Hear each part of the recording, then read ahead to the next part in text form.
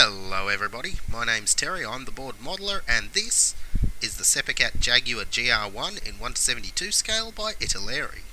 This is what we're going to be working on in this video, so let's get the box open, see what's inside, and then let's get started.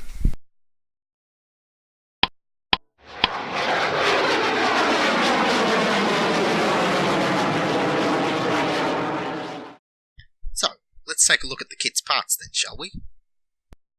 What we get in the box is pretty standard for an aircraft of this scale. 2 sprues that make up the majority of the Jaguar's airframe, and a clear canopy to go on top. All the parts are well moulded, with smooth surfaces, crisply defined panel lines, and a decent amount of surface detail, as you can see here. So, let's get to building then, shall we?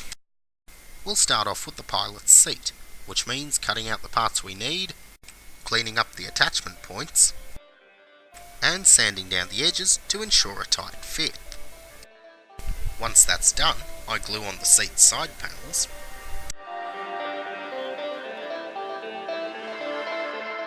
and after filling a small hole in the headrest, I now have a finished seat. So, let's get started on a cockpit to put it in, shall we? I cut the parts off the sprue and fill in any rough spots or pinhole marks in the sidewalls with putty. Once the putty was dry, I sanded it smooth using some 600 grit sandpaper, then started airbrushing the cockpit parts with a coat of dark sea grey.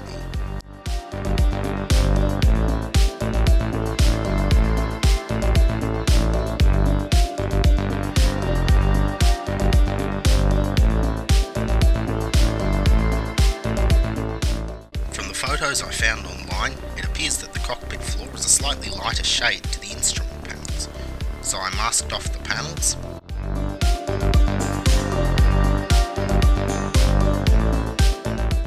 and then sprayed the rest of the cockpit tub light grey.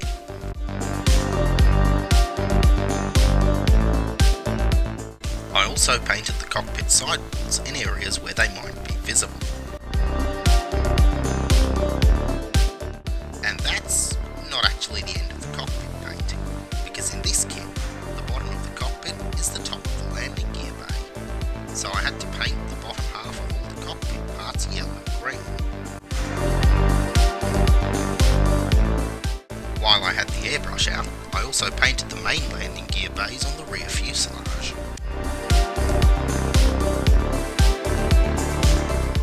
Once everything was dry, I took the masking tape off the panels in the cockpit and began painting some of the details like the instruments and switches.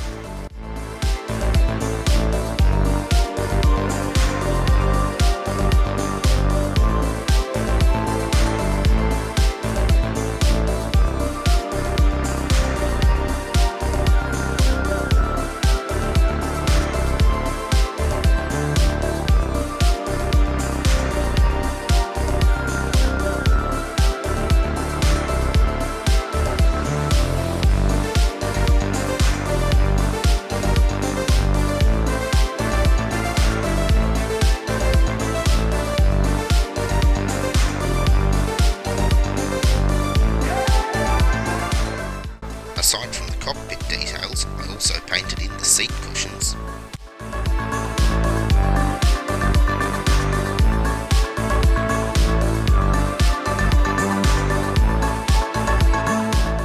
and some of the details like pipes, wires and hydraulic lines for the landing gear bay.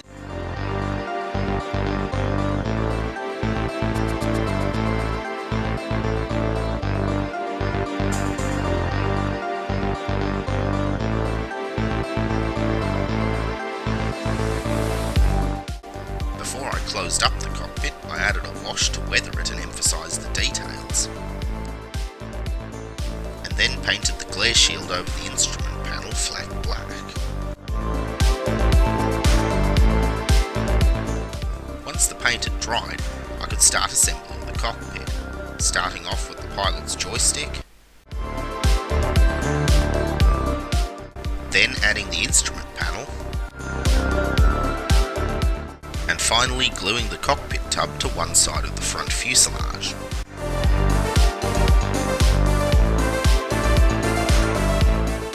I also superglued a fishing sinker into the nose to add some weight. The instructions don't actually tell you to do this, but it's always a good idea when you're building aircraft that don't have tail wheels in order to stop them tipping backwards.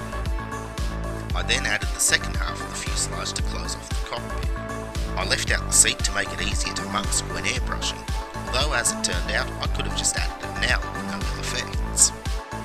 To make sure the cockpit stayed together, I reinforced the join with glue and used electrical tape to hold the parts together as they dried. While I was waiting for the parts to dry, I got started on the rear fuselage. I cut the parts off the sprue and cleaned up the attachment points using a craft knife and some sandpaper. The rear fuselage in this kit comprises 3 pieces, 2 fuselage halves and a centre section at the back containing the exhaust. I attached the centre part first, and once I made sure that was secure, attached the other fuselage half. Just like with the front fuselage, I used a combination of glue to reinforce the joins and tape to hold the parts together as they dried. And speaking of the front fuselage, the glue's dry now and it's all solid, so I removed the tape and start applying putty to smooth out the seams and fill in any gaps where the parts didn't quite fit together properly.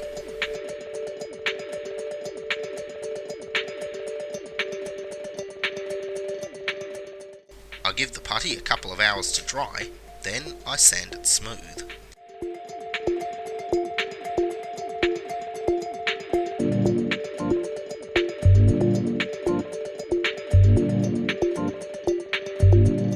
Once the glue on the rear fuselage had dried, I removed the tape and attached it to the front fuselage section.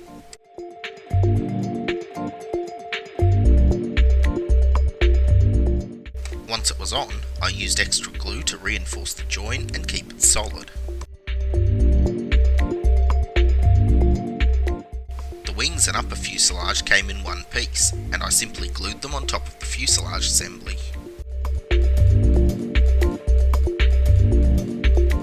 Let's take a break from the fuselage for a moment and build a couple of sub-assemblies, like the nose cone,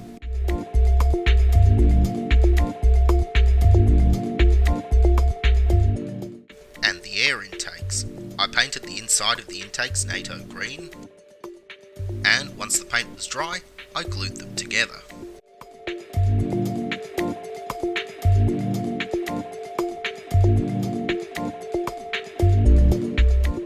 Once the sub-assemblies were complete and the glue was dry, all I needed to do was attach them to the main aircraft.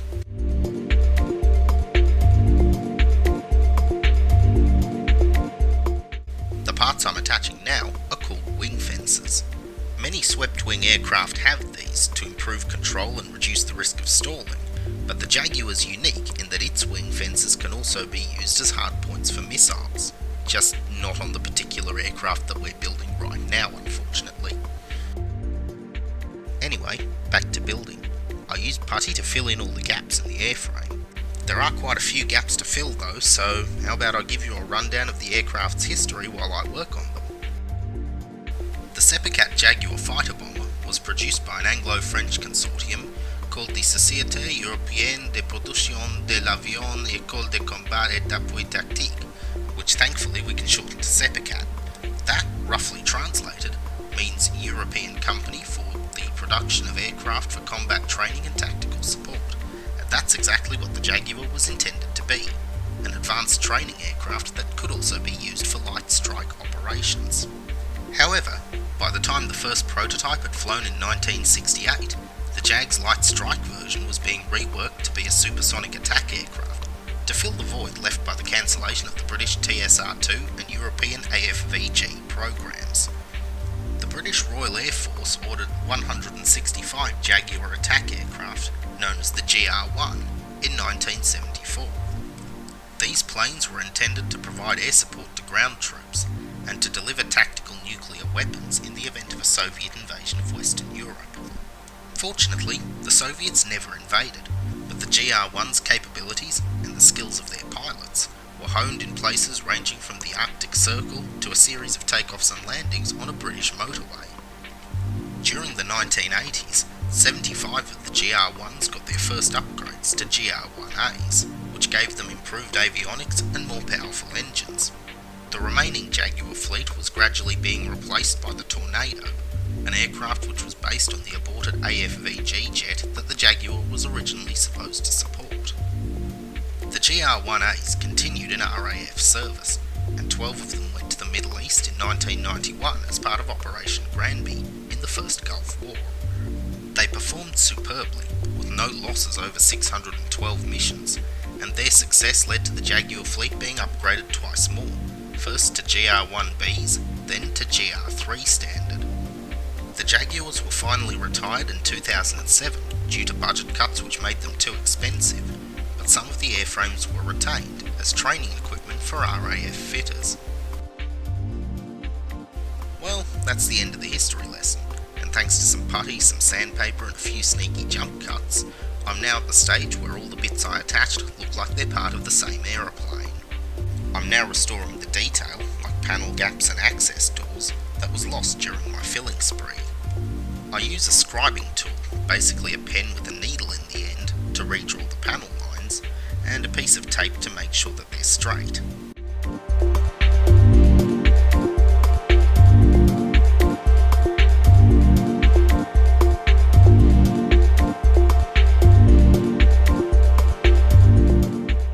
Some of the panel lines I drew in were a bit rougher than the kit ones, so I went over the entire model with a piece of 1200 grit sandpaper to smooth everything out and make it look uniform. With all the panel lines redrawn, I attached the tail surfaces.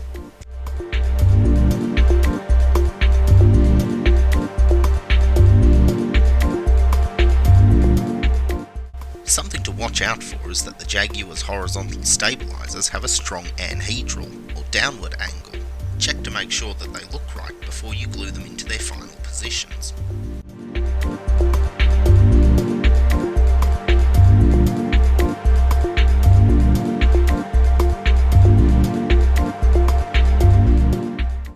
Whilst gluing the tail in place, I accidentally dropped the model and snapped the pitot tube off the nose. In order to reinforce this fragile part, I drilled a hole in the nose of the model, then superglued a metal pin into the back of the tube and inserted it into the hole. Even though it doesn't quite look perfect, it did an excellent job at reinforcing the fragile pitot tube. With that problem solved, I soon faced another one. The air brakes were too thick to fit flush with the fuselage when I mounted them closed. Fortunately, this one was an easy fix. I just sanded the air brakes down a bit,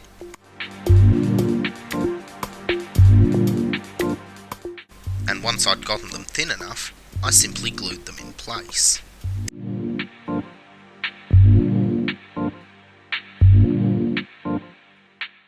After that, I attached the intake for the air conditioning, and these two incredibly tiny aerials on top of it.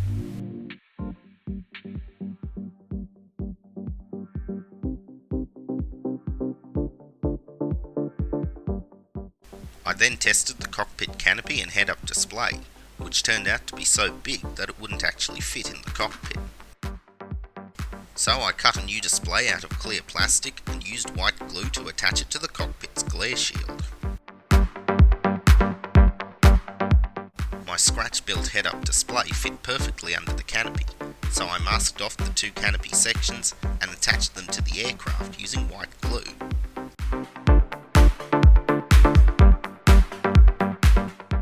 While we're on the subject of masking, I protected the wheel wells from paint using a piece of foam in the nose gear bay and adhesive post-attack in the main landing gear bays. With the masking complete, I sprayed the cockpit framework grey to match the interior,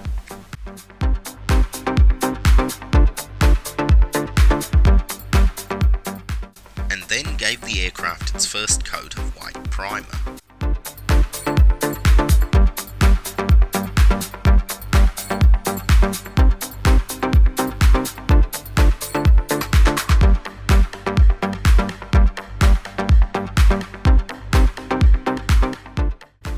Idea to use primer when you're planning to airbrush a model. Not only does it help the paint to stick down better, but it also helps make imperfections and flaws in the surface finish more obvious. Like under the wing, for instance, where the primer coat revealed there was a bit more smoothing needed. After I smoothed out the aircraft surface and touched up the primer, I started pre-shading. Pre-shading involves painting a dark colour, such as black as I've done here, over the panel lines in order to make them stand out. It may look a bit messy now, but after the final coats of paint are on, it will provide a subtle shadow effect between panels and help to break up the uniformity of the surface.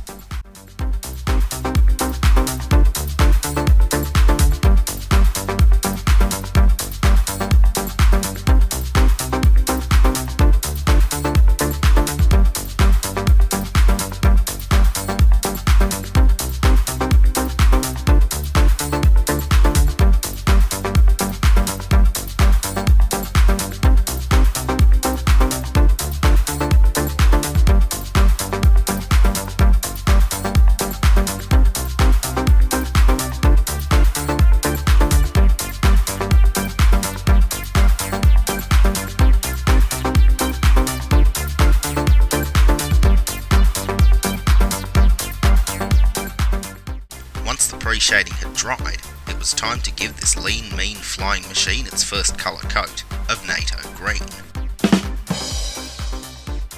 Yeah, I'm not sorry.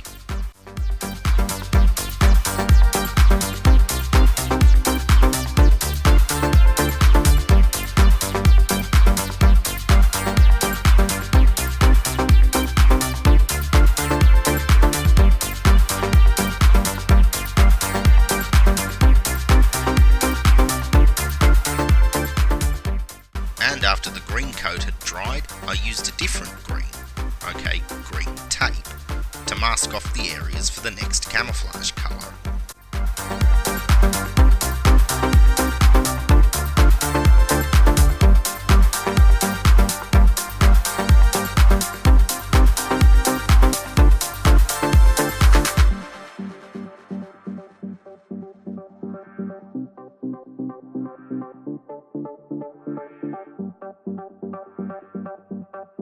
The masking's done now, and here comes the next camouflage colour, medium blue.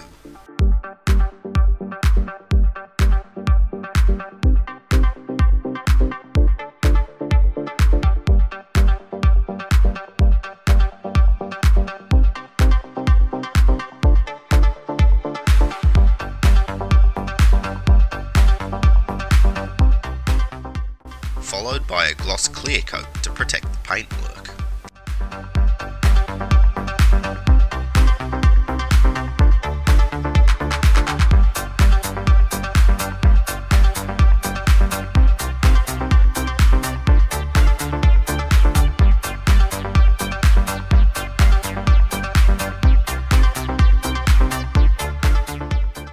I let the clear coat dry overnight, and then I got started on the decals.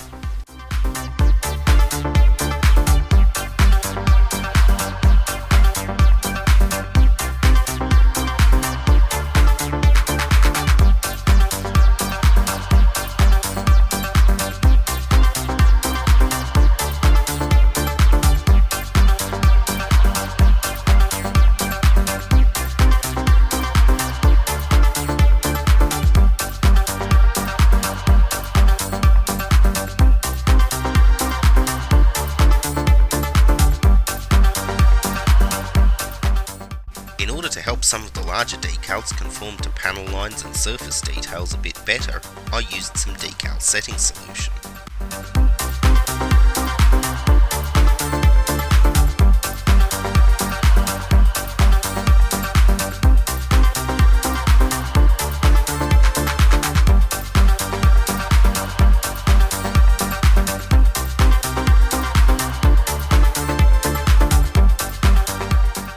Once the decals were on, I protected them with a gloss clear coat.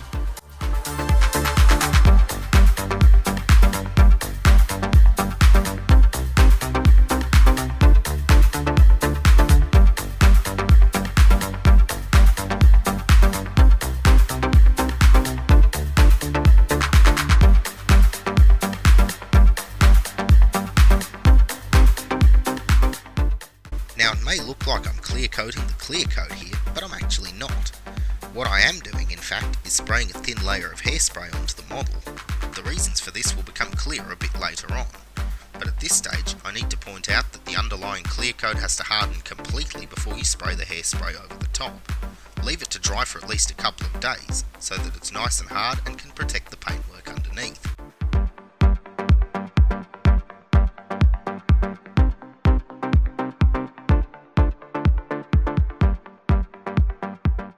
After a few minutes the hairspray was dry, so I used a combination of masking tape and liquid masking solution to prepare the surface for the whitewash that's going to go on top. Here's a couple of pictures to illustrate the effect I'm going for. My aim is to replicate the camouflage scheme that the Jaguars wore during winter exercises in Norway in the late 80s.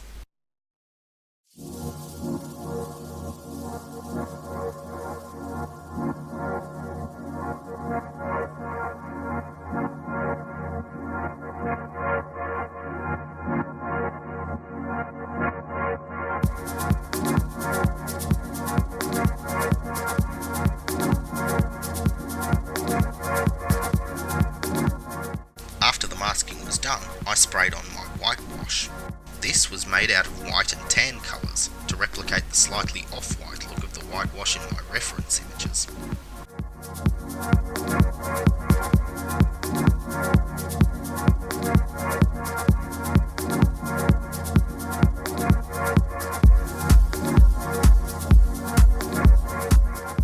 I waited until the whitewash was dry to the touch and then began removing the masking.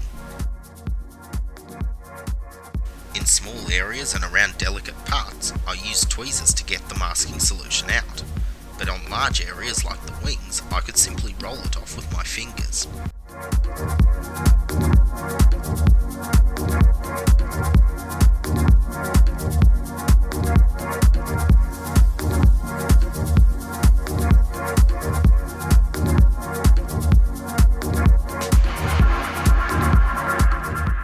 Remember the hairspray from earlier? Well, this is where it finally comes into use as a way of adding wear and tear to the whitewash. What I do is I simply add water onto the areas I want to weather. This soaks through the paint and washes off the hairspray, which in turn cracks and chips the paint layer above. I focus most of my efforts on access panels, air intakes, and places where the whitewash might be worn down on the real aircraft.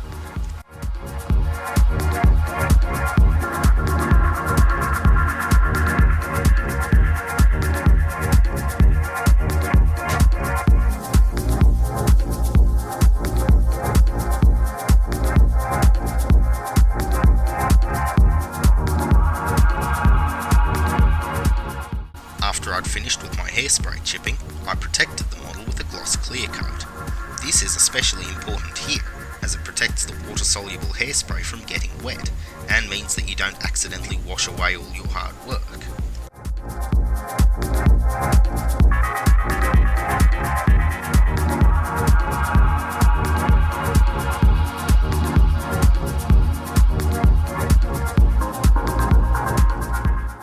After the clear coat dried, I realised I'd forgotten to paint the exhaust section metallic grey, so I'll mask it off now.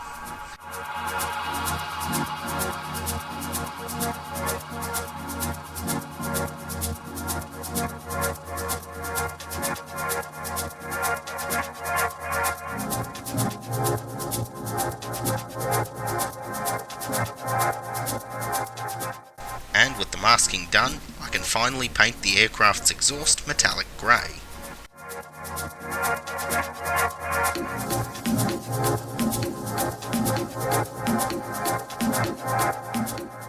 On the subject of painting, let's paint the landing gear now.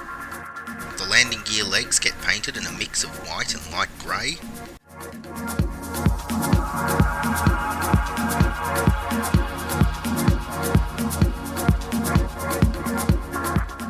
And the tyres are NATO black.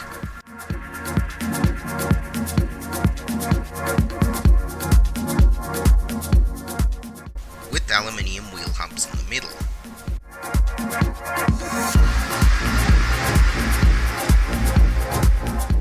After the paint had dried, it was a simple matter of gluing the wheels onto the Jag's landing gear legs. By the way,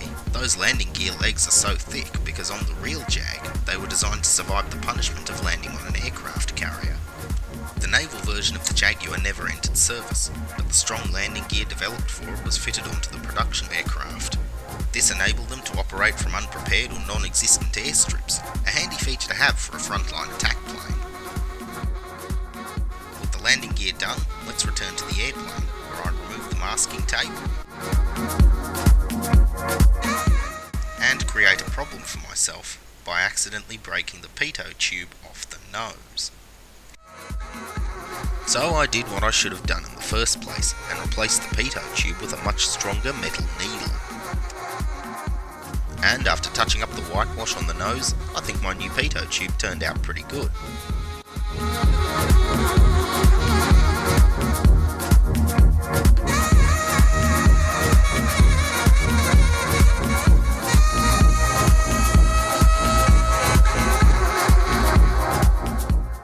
With my repairs complete, I attached the engine exhausts, gave the aircraft a flat clear coat,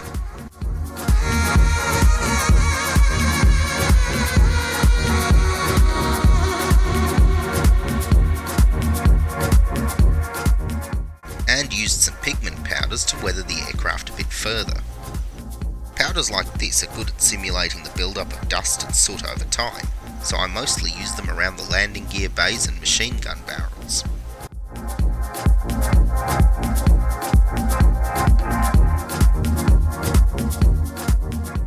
Once the aircraft was looking suitably weathered, I unmasked the landing gear bays,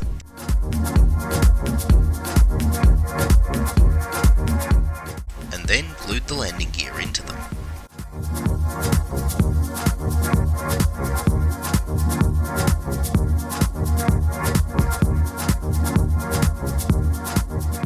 With all the landing gear attached, I could now add some of the smaller parts, like these struts for the main wheels, and the undercarriage doors, which swing up and cover the landing gear bays when the aircraft's in flight and the wheels are retracted.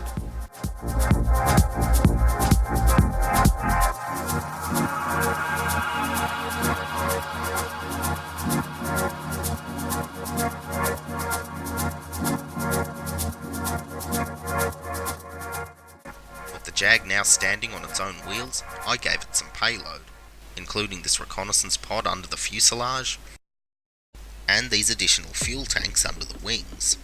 I painted these the same way I painted the rest of the aircraft: camouflage paint, clear coat, hairspray, and a whitewash over the top. I gave the aircraft one final flat clear coat to protect everything,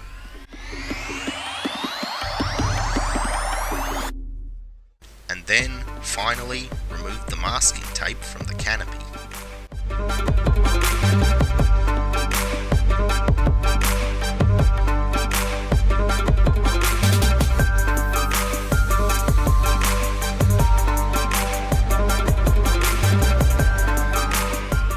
But we're not actually done yet, because now I'll remove the canopy and bring this build full circle by adding the seat, the very first part we built, into the cockpit. I then reattached the canopy in an open position, and after painting in a few small details,